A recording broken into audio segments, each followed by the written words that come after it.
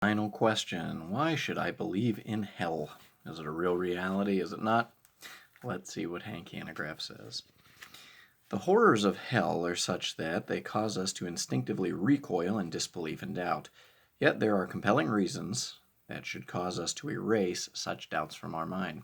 First, Christ, the creator of the cosmos, clearly communicated hell's irrevocable reality. He spent more time talking about hell than he did about heaven. In the Sermon on the Mount alone, which is Matthew chapters 5 through 7, he explicitly warned his followers about the danger of hell a half a dozen or more times.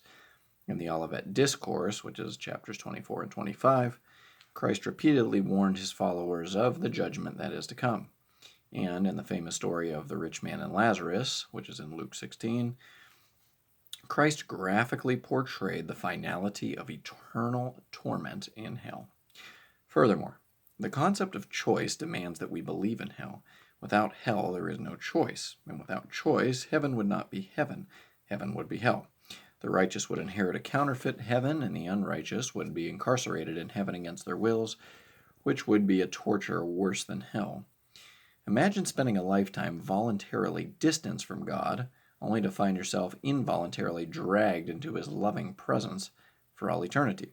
The alternative to hell is worse than hell itself, in that humans made in the image of God would be stripped of freedom and forced to worship God against their will. Think on that. Finally, common sense dictates that there must be a hell. Without hell, the wrongs of Hitler's Holocaust would never be righted. Justice would be impugned if, after slaughtering 6 million Jews, Hitler merely died in the arms of his mistress with no eternal consequences. The ancients knew better than to think such a thing.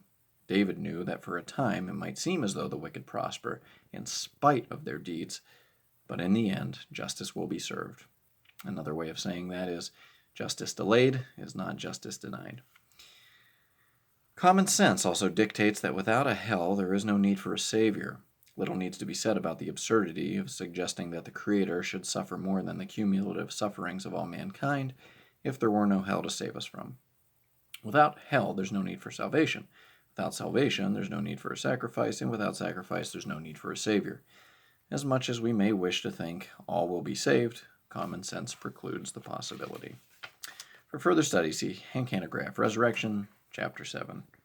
Daniel 12, verse 2 says, "Multitudes who sleep in the dust of the earth will awake, some to everlasting life, others to shame and everlasting contempt."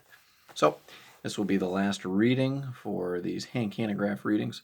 Some of you may have found it useful, some may be bored. It's not necessarily for entertainment purposes, more for educational purposes. Nevertheless, church reconvenes our normal services, abnormal services, starting on Sunday, June 14th here. So I'll be finished with these videos. Thanks for your time. Hope you learned something. If nothing else, please take away the thought that there is an answer for every question. Some we can find, some we may not find. But we should look. The answers are out there, and they're good ones. I'll talk to you later. See ya.